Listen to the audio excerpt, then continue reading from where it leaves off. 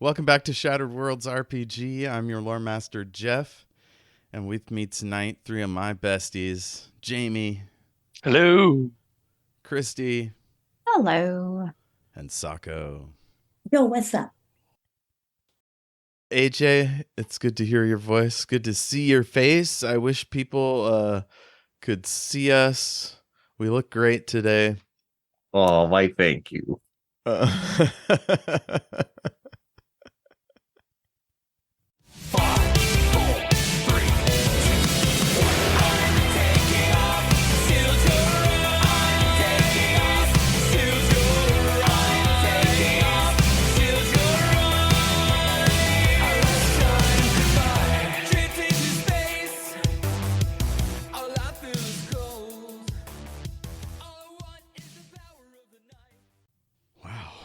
Was that too loud?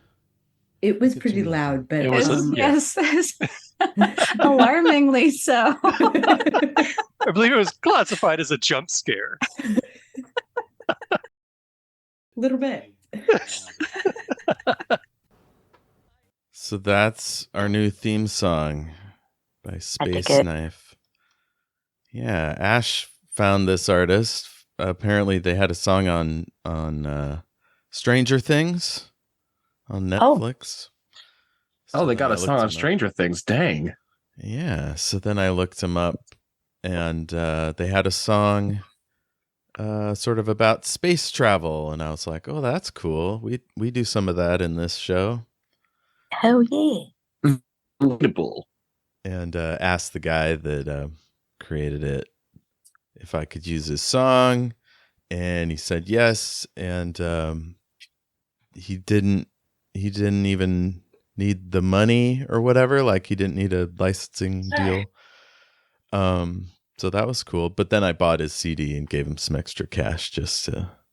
I mean, yeah, it's sweet when they do that, but I want to pay you for your services.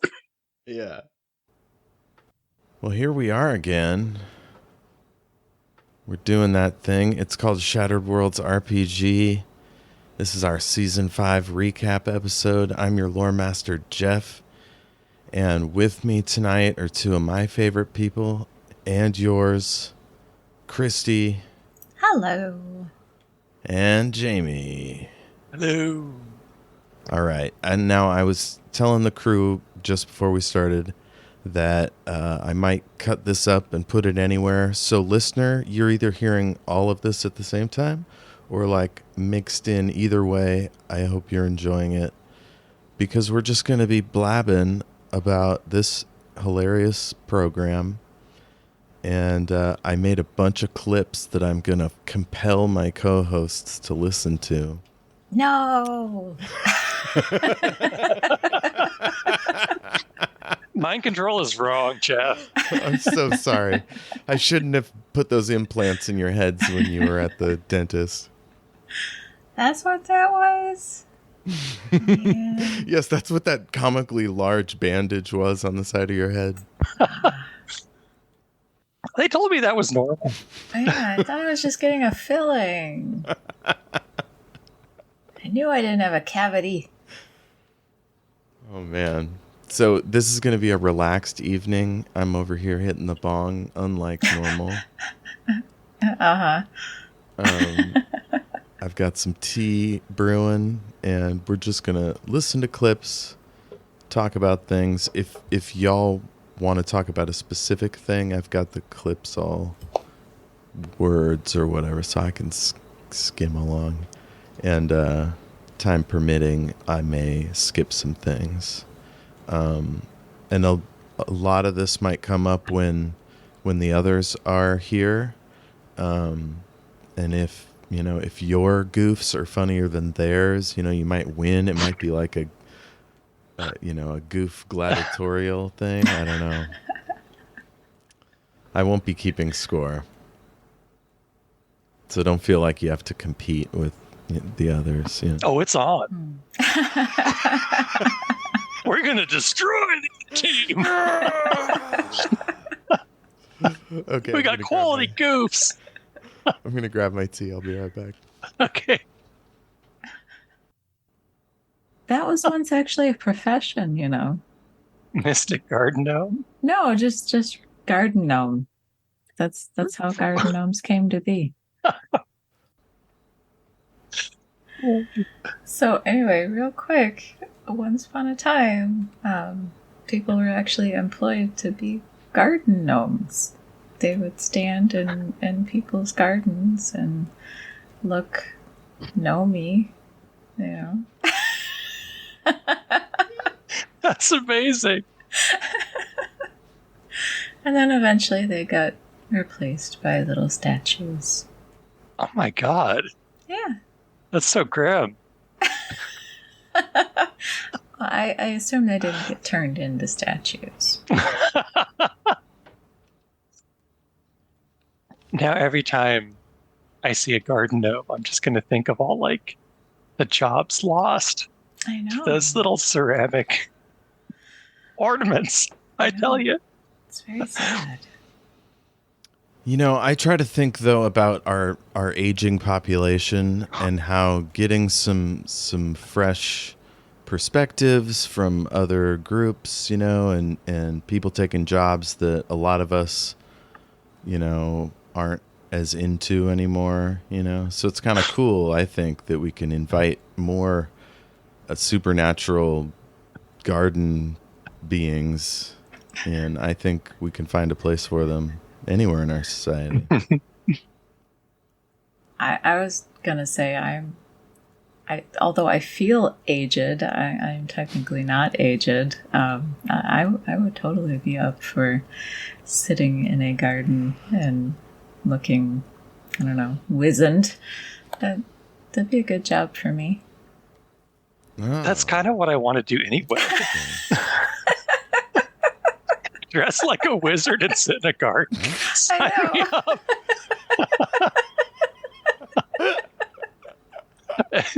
This is already my retirement plan. Yeah, you get thick around the middle, you wear a tunic, you stick your pants into some cool boots, and you're just squared away. Yeah. Somebody occasionally brings you like some cheese and beer, and you're good. It's great. Well, I'm glad I missed most of the setup for this conversation. This story, and I hope I was making any sense. Even if I wasn't, I'm glad you played along. It's fine.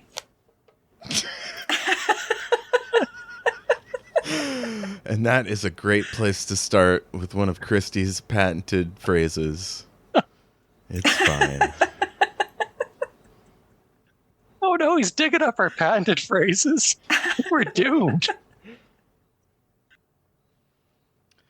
Okay. I think I'm there.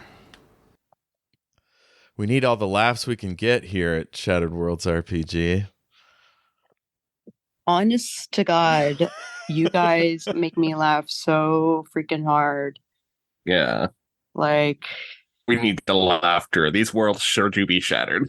Oh my God. Yeah, this one most of all. Jeez. Bit of business up top. I thought we could give our like socials and stuff up top in case people like, naughty listener, you might not listen to the end when we tell you who we are. So we have a Patreon, patreon.com/shatteredworldsrpg. You can email us, shatteredworldspod@gmail.com. Find us on Twitter @SWRPGpod and on Facebook, both our main page and our Facebook group, True Heroes of Shattered Worlds RPG. That's it for me. Jayme? You can find me on YouTube as Brandoff the Off-Brand Gandalf. And that's a good place to find me. Kristy? I have short stories up for free on a website called Vocal. They're under my full name, though, which is Kristy Ockunnzi-Kmit, and that's real long, so there should be a link to my site there up on the show notes. Please take a look. They're really You're welcome. good. Thank you. Hell yeah. And Sako. You can Google me at Sako or Sako Tumi. That's SakoTumi. And all of my social media will pop up, and maybe even my website. That would be great. Maybe my YouTube. Yeah. I should add all that stuff to the notes. I think the last thing I have on there is your Kickstarter project, but that's Oh, done, that is no so- longer. Yeah, that so is. now maybe if you get I don't know, a merch page or whatever where you can sell it. I don't know whenever you'll be consistently. ready to do that, I don't know that book. That book is a special edition. Gotcha. So I don't know that I'm gonna be producing and selling more of them. Gotcha. Sako's a super cool artist, though, so you should look at her stuff. Hell yeah. I have a tarot deck for sale. Oh, you do? Mhm. I'll have to go take a look. In 2020, I finished my tarot deck. Nice. I illustrated 72 cards, and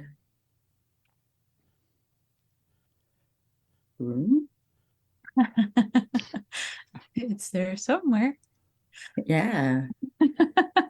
I don't know if I'm like making my walls ring or if that was traffic outside. Oh. I don't know. All I heard was you say room. Oh, Yeah. okay. Yeah. Is it I didn't hear vroom? I Is it heard vroom? I heard a roar. Oh. You have unleashed a darkness. Oh no. So if you're listening to this in the future and I finally got off my butt and published my book, it's called The Tower of Justice. It's set in the world of Shattered Worlds RPG, and Sweet. I think it's great. Maybe you will too. And last but not least, please like, rate, review, subscribe. You can review us on Apple Podcasts, on Audible, Spotify, all over the place. Your podcatcher of choice. You might be able to do stars, all that stuff.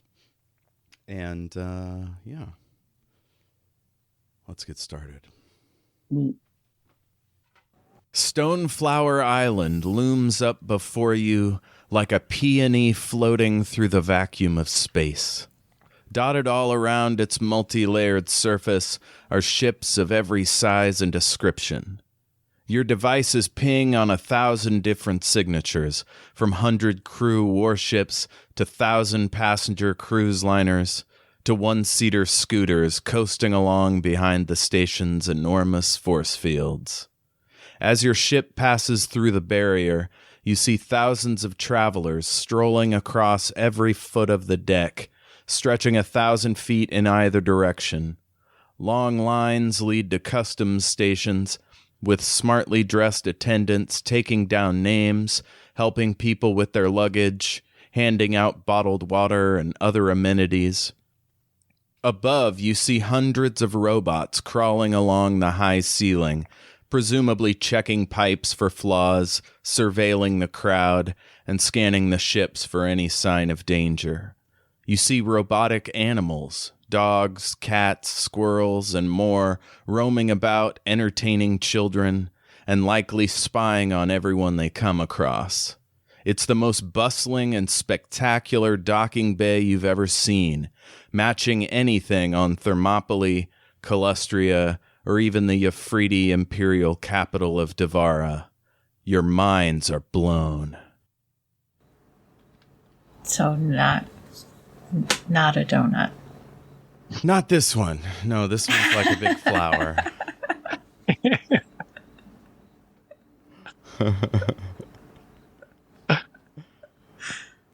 Next we meet Gale and Electo. You see a Zentradi woman, maybe like late 20s, walking around in a blue, like tunic style blouse, a billowy skirt, and a lab coat. She has goggles on her head. The first thing you notice about Electo is that she's very cute. She's just adorable. She's about average height. She's very stocky, almost, at first glance, she looks very soft and chubby. But the way that she moves, you can tell that she's incredibly strong, and it sort of has a cat-like grace. She's Yafriti, so her skin is normally a red color.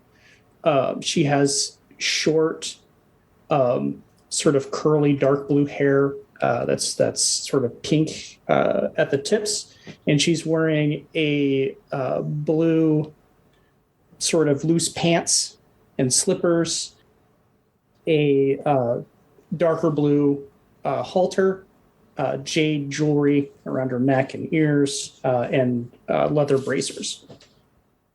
And she's wearing headphones, which she takes off. She enters this, exits into the space station, takes her headphones off and goes, wow, and just kind of stands in the middle of everything. Cool. I always forgot about her jewelry. Yeah. Like I think about her headphones, but yeah, I forgot that she wears some jewelry. That's fun. Yeah, I actually had a pretty clear idea in my head that Electo was going to be short and chubby and deceptively strong and agile for being portly, I guess. Was that that's not really a word I would use to describe her, but like short and chubby and cute. And but I didn't have her costume, her what she would wear every day down. And so my daughter had a chibi animation app on her phone. Cool. And so I made a little chibi avatar of her, and I was like, okay, well, this is what her outfit looks like. So, Nice. and she has the little jade necklace and earrings. Wasn't like a Motel 6 or anything, or is this nasty cigarette stain, smoke stain, blackout curtain? Oh man. It got mildew and shit on it.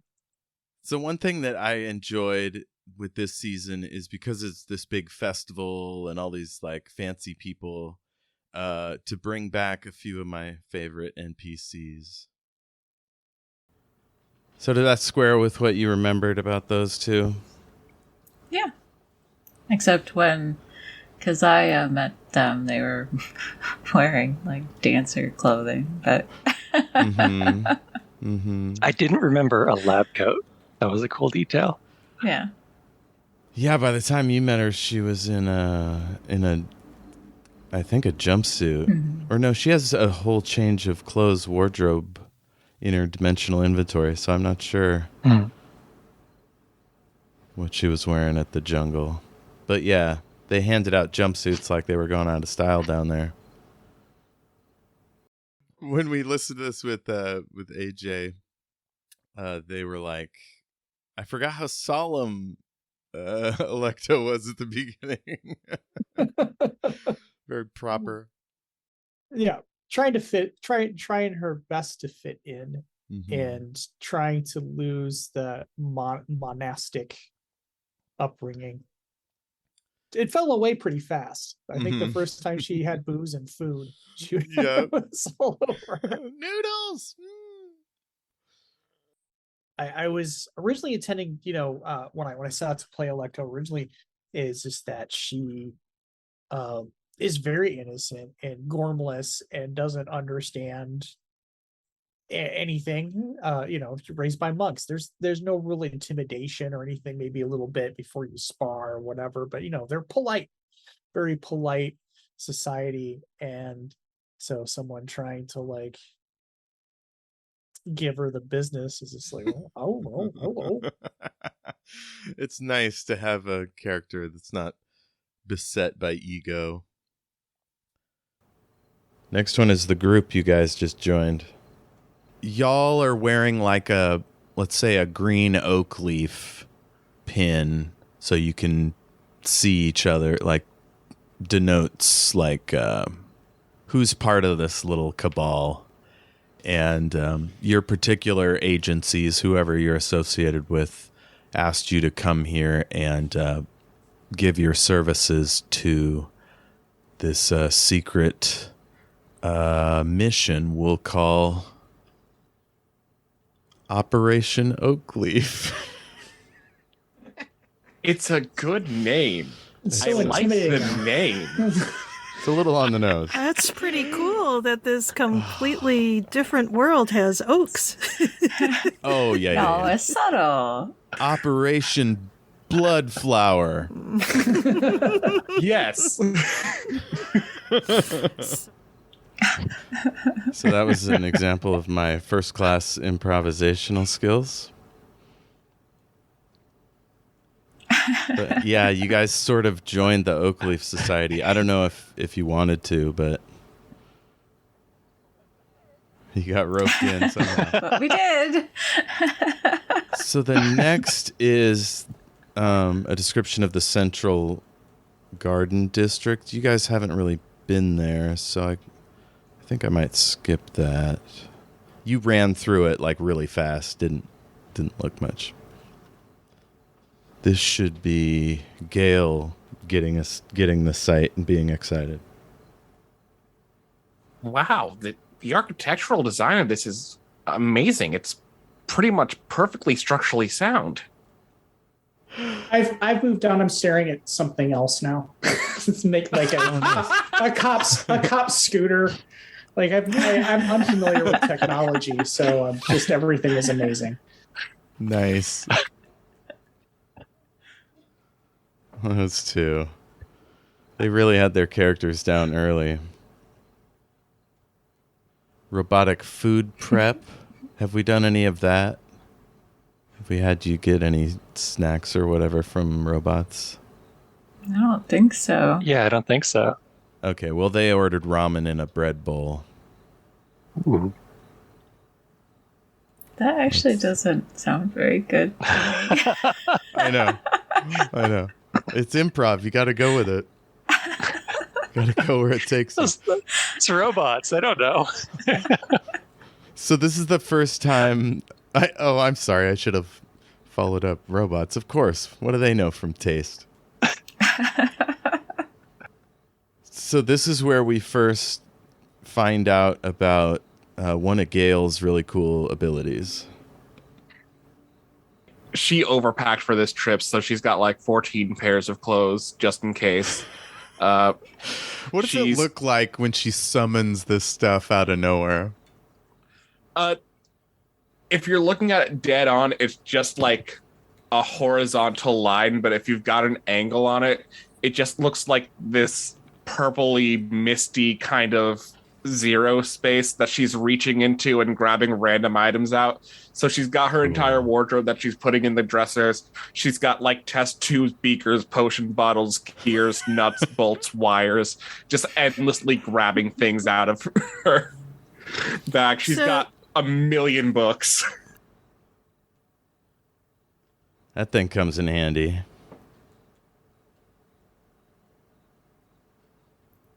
I'm just thinking about Gale's like 17 pairs of shoes. Right? I'd love to see them. We haven't really done a full fashion show yet.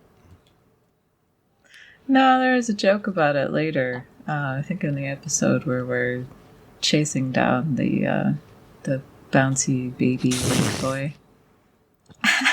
Damn that bouncy baby boy. Son of a bitch. Oh, shit. Well, the next two clips are Electo in a sweet black gown with gold trim, Gale in a dark blue dress, the various habitats. Y'all haven't really seen those yet. Cthulhu Water Seeker, he's nice enough, but he's a surly Zentrite gunslinger. Let me see if I can. Should be when we meet the artist. Okay, so finally the person futzing with the projector turns around and you see they're about 30 Sort of shaved sides, dark black hair on the top, face tattoos, lip piercing, lunari, sort of searching, haunted eyes, sort of 5 o'clock shadow, all in black. Some decent muscled arms, but generally pretty slender, and a black duffel bag on the floor beside them. That's probably big enough to fit weapons in. So that was the Oakleaf Society contact. The artist. He gives the exposition at the start. And I think Tina meets him again later, but I don't know if Keziah or what's your name? Ebenezer. I don't think y'all have met him. So let me continue. All right. Cthulhu can walk you out. I have another way. Where are there kittens there? I conjure a cat. Oh my god. I use conjured ally and conjure a cat. Oh my goodness. So thus began the kitten saga. That whole thing. We should just have a game where all of these conjured cats that Gale has brought forth into existence have a little side quest. Ooh, I like that. A la the game Stray. That's a great idea. Next, we have a modern update of sci-fi lore. Here we go. Cthulhu and Electo, you're able to break off to the right towards the gardens as they break off that direction. There's one of those brick restrooms, at a park, pretty close to the concourse. And so you book to the ladies' side and they're booking around the back of the men's side. Or actually in the sci-fi future, it's non-binary all the way. So, you're on one side, they're on the other. Gender neutral restroom. People get to pee where they want without a problem. All right, this one should be where we see one of Gale's common tricks. Right down here, I have this charm. It lets me see invisible things.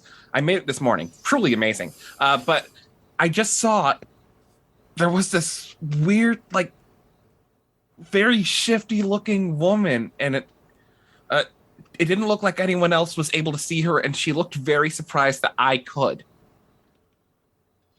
So I don't know how much you've seen Gale's little charms and trinkets, but one of them came in handy big in the season finale, which was her invisibility earpiece, or not her telepathy earpiece. Let's see. We learn about the Children of Slain, which you guys don't really care about. They run into a vampire, and they're all like, "There are vampires?"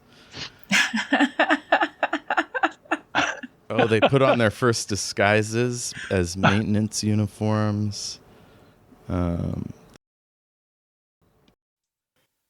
Electo shows off her skills. Here we go. Nice. Into the waterfall. I am one with the water. I'm one with the wall. Do you get wet at all, or is it so just I'm fine? not that advanced. These powers just happen because I get lucky. I know about them in theory. So yeah, I'm totally getting wet. So you get enough wet to make it look kind of cool and sexy. It's like a light misting. I didn't write any of those power things down, and I forgot that I had done them. The being able to see the invisible, and I mean, we were just improvising because you got a legendary sight roll. Right. I was thinking, you saw her move some grass aside or whatever, but yeah, I like the idea that it's a power we can explore that.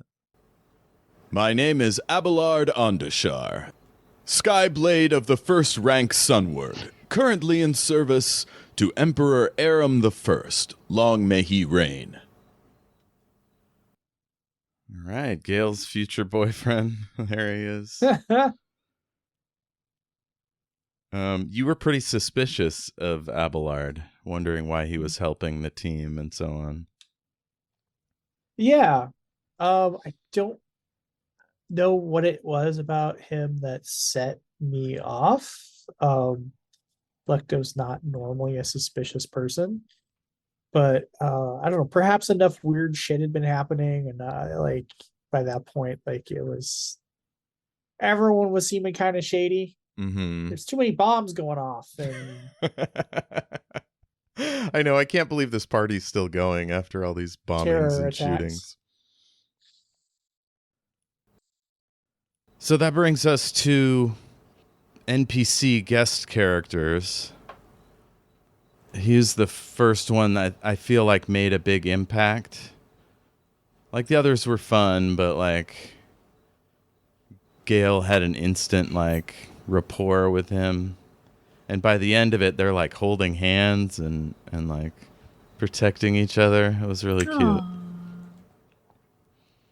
That's cool. And then later on, AJ kept calling him Alucard. Oh, yeah. Of course.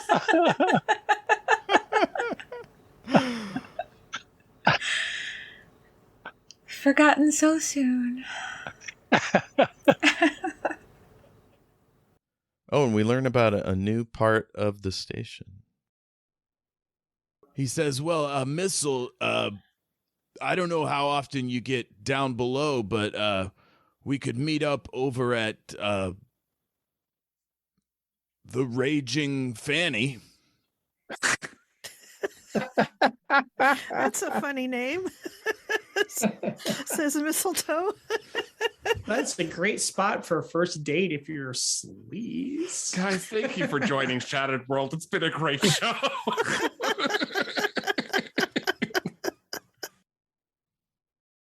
Classic moment. Yeah. The Raging Fanny, which, you know, depending on where you are in the world, could mean many different things. Yes. As soon as I said it, I was like, oh no. Australians will be scandalized. I've never turned down a Raging Fanny. Oh, man. So then there's the nanobot attack at the Salmon Salacious Crumb Room. And everything straight down for like a ways, metal is just dissolving and it's continuing down below. And sure enough, it's the clear sign of nanobots dissolving steel, basically. Oh my god. Oh no, the Raging Fanny.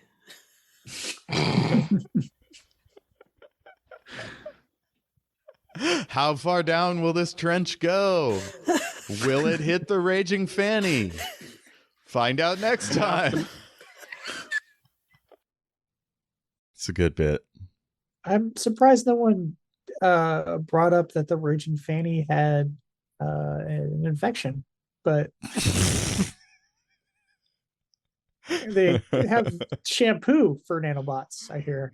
Indeed. So this next bit is where they met another notable guest character who Keziah met on the space train. Papa Junzel, who is a Yafridi business person with ties to organized crime. I really thought you were about to say Papa John.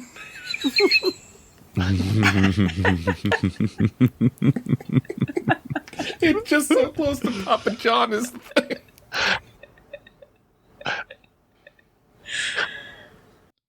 Gale wasn't alone with that.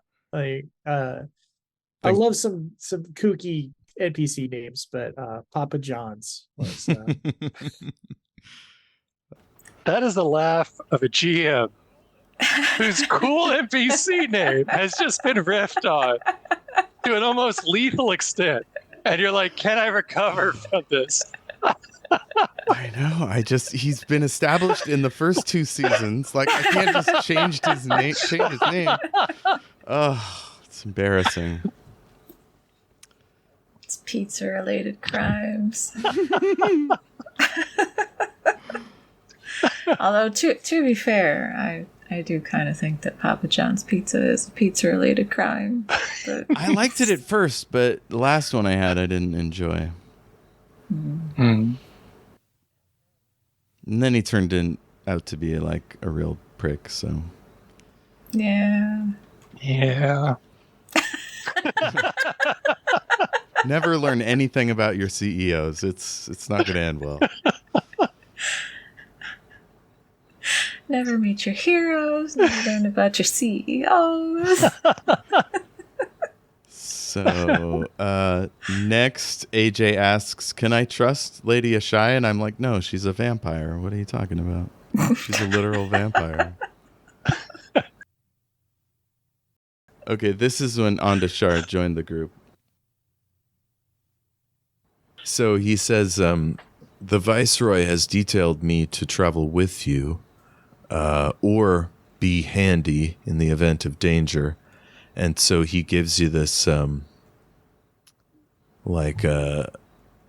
it's like a wire kind of blue rose that he clips onto your lapel, Gale. And he says, "Just whisper into that and I'll come running." Is it working?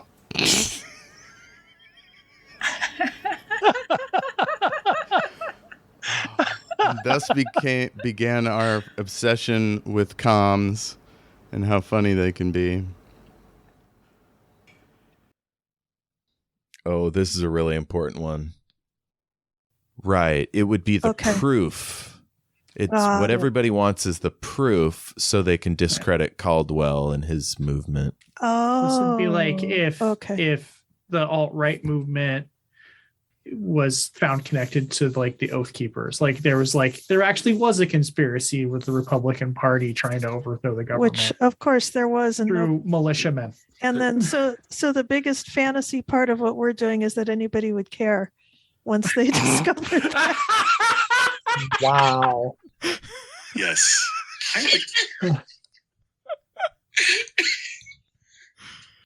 Yes, it's a fantasy world. Things might change. And that right there is exactly why I wrote the books and the game as fantasy.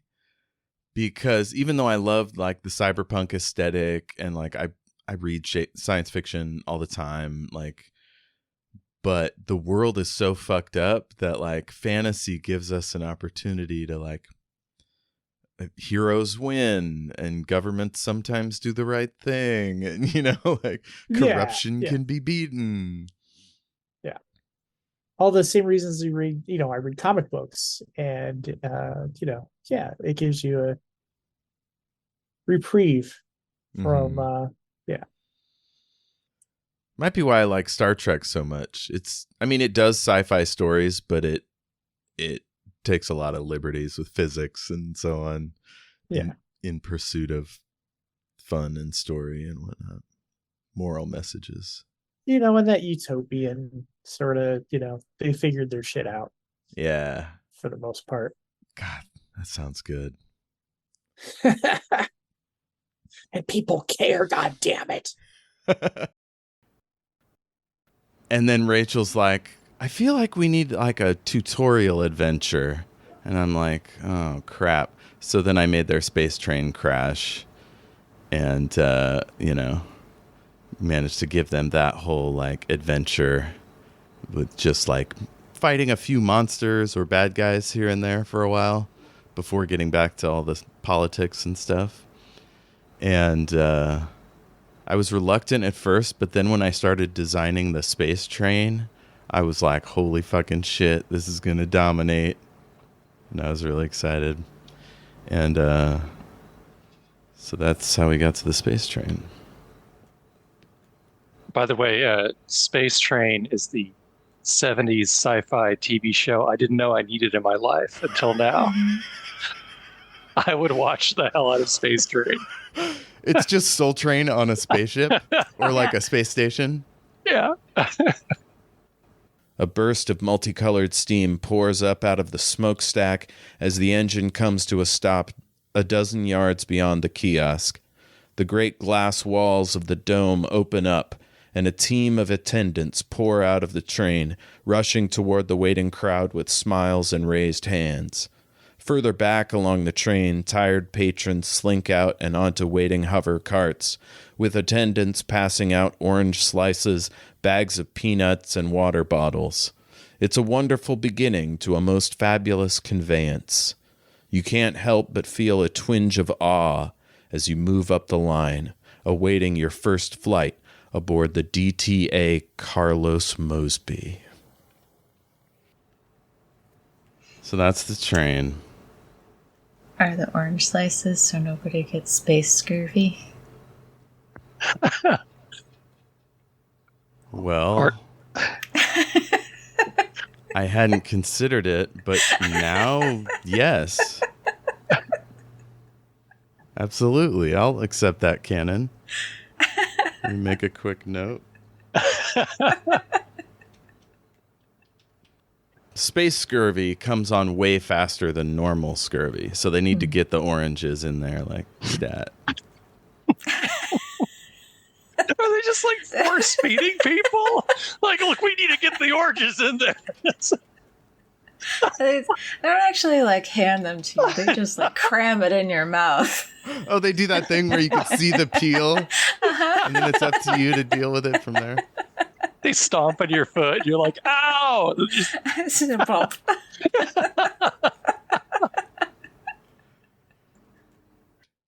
Right off the top, I wanted to jump in. I'm like, multicolored steam. How does that work? And then I thought maybe the lights. Maybe there's lights, Sure. Going through it. That Or makes it's some sense, Willy right? Wonka shit. It's space. Who knows? Who cares? All right. Here's another classic NPC. Hi, I'm Alvin. Alvin says to Electo. Hi, Alvin. Hi. You have what do you do? What was your performance? What's happening with you? Oh, Alvin? I'm not a performer. We're the porters. Oh, right. Sorry. Do the cleaning and the taking care of the customers. With their physical needs.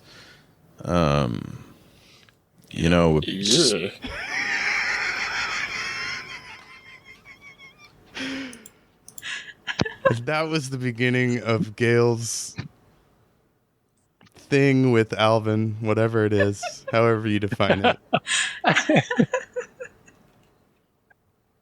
Just a brisk loathing.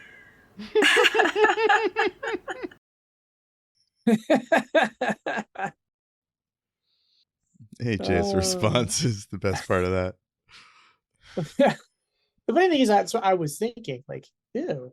But, I didn't say it. I'm thinking like sandwiches, sodas, Right. A hot towelette. Showed up where the bathroom is, Yeah, normal stuff, not whatever y'all perverts were thinking. Let's see. Raging fannies. Now, this next one is purely just for me. You don't have to laugh. You ask the robot, and he's like, oh, no, this is perfectly normal. It's why at a 15-minute ride, we can extend it to 2 hours, rather, in human time.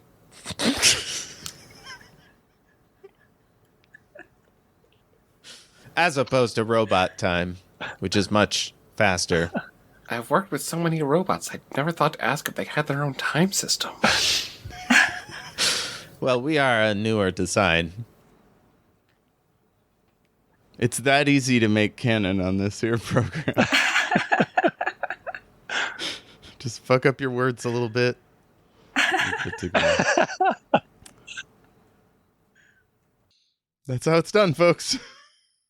They keep time with metric time systems. It's much more efficient. Mm-hmm. And the last one is a porter. So is this the real adventuring party that we've accidentally bumped Yeah. It's possible. into? These are the characters we should have been playing. Yeah. Was that what you were reaching for? Yeah. The competent party. Yeah, when I came up with them, I was like, I could have some people travel with them that are sort of like their opposite or whatever. Maybe they'd get into a fight at some point. And that's exactly what happened. Let's see. Oh, here's a funny bit. Electo is texting those people before a fight. I'll check my texts instead Okay, you of check watching that like thing. I'm supposed to be doing. And it's Simi, the sniper from the Tarusian team. And it says, quit screwing around. They're due south of here. And where are the colonists? New number. Who dis?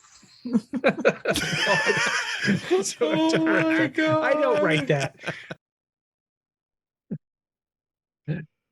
I love it when you're like, I say this fucked up thing, and then no, I don't do that.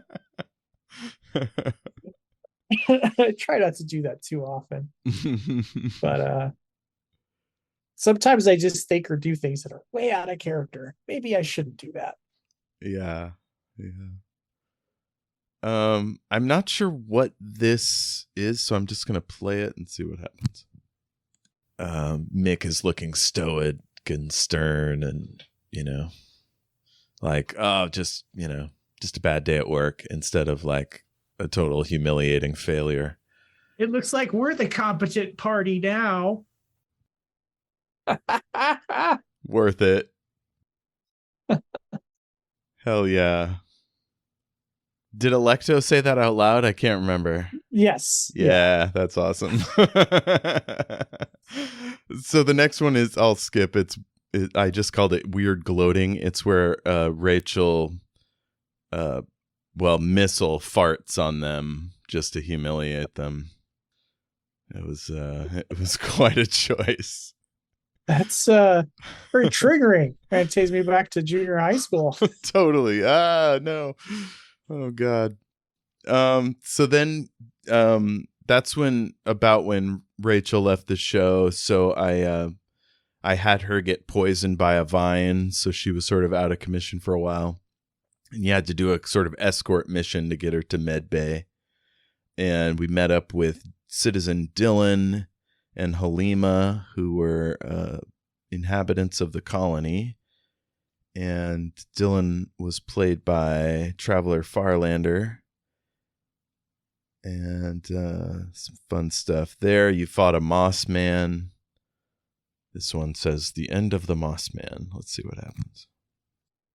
And what's left is this like shriveled kind of man-shaped husk. Isn't that just all men?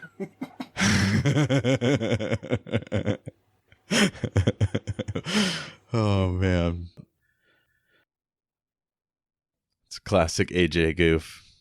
Yeah. Really, who needs men? Oh my God, right. We're the worst.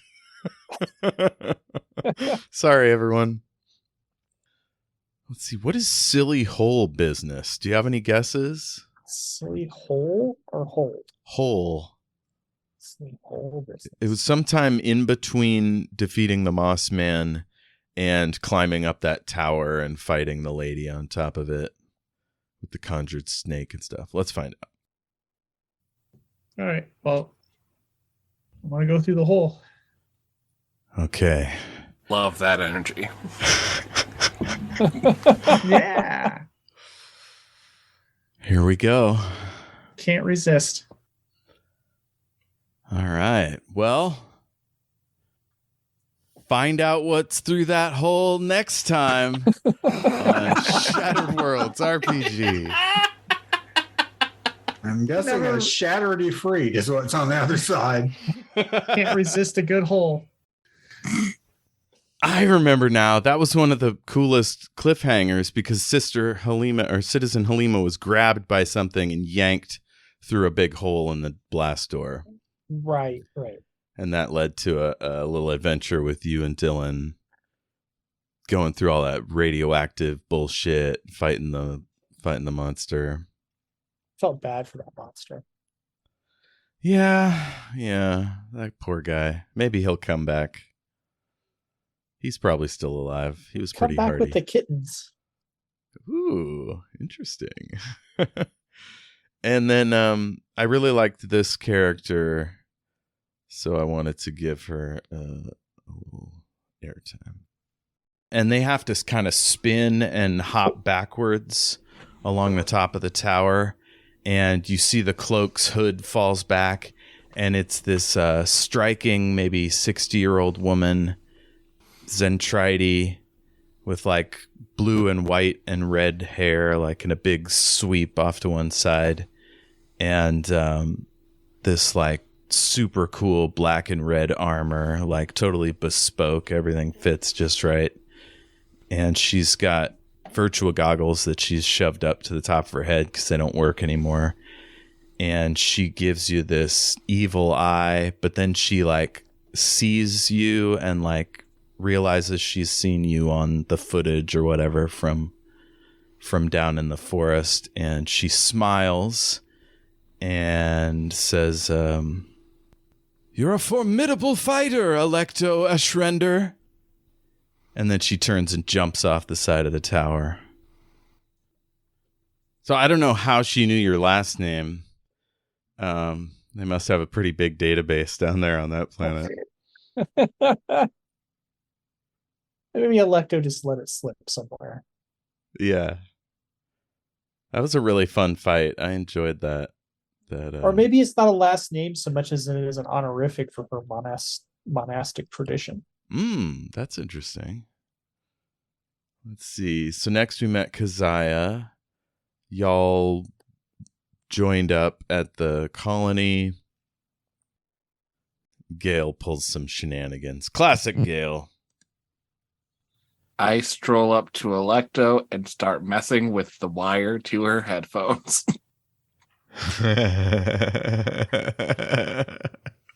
She drops her headphones down. What do you want, Gail? Wait, how did you know it was me? Oh, you're invisible. Forgot you're invisible. So yeah, Electa was fair, but must have had way too much to drink, and she staggers backwards and like starts yanking at her, looking confused. So you're just pranking her. Yeah. Nice. Walking around in circles. She's obviously had way too much to drink. So some people noticed some blurring around Electo, and they're like, one of the kids is like, "What's going on over there?" And this 10-year-old girl just runs into your shins, and she's like, "It's a person!" And the crowd goes wild.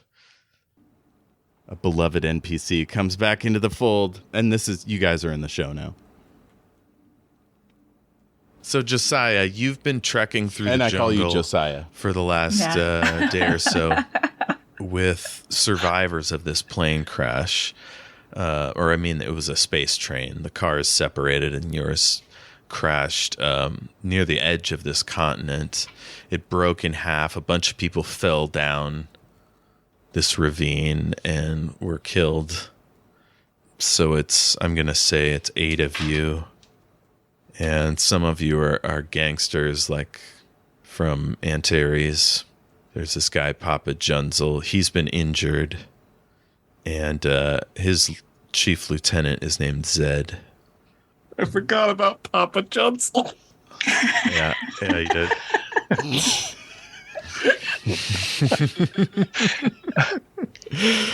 Better pizza, better space ingredients. Papa Junzel. Yeah. Oh, I'm not talking smack about Papa Junzel. No, he shouldn't. He's a cold-blooded killer. He's like a skinnier Jabba the Hutt. He's dangerous. See, I remember distinctly that reaction of I forgot about Papa Chunsel. And when I heard it, having not heard the previous episodes, it kind of like caught my imagination. I was like, oh wow, what's this guy about? Like he's getting this big reaction. And now I find out the backstory. It's just his name sounds like Papa John's. I thought he was like this amazing recurring character. I mean, he was a big deal in the first season. Okay. Especially the prequel episodes, he was behind the scenes. He's like the lead gangster on Antares 1, which is an asteroid that makes fuel basically for space travel.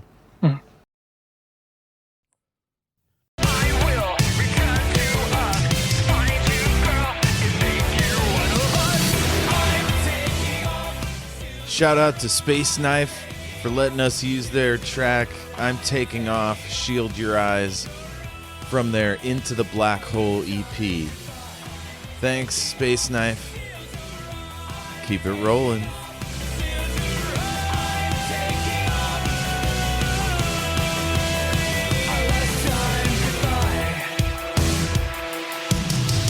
I'm taking off. What is it about adding the word space to shit that just makes it funny? I don't know.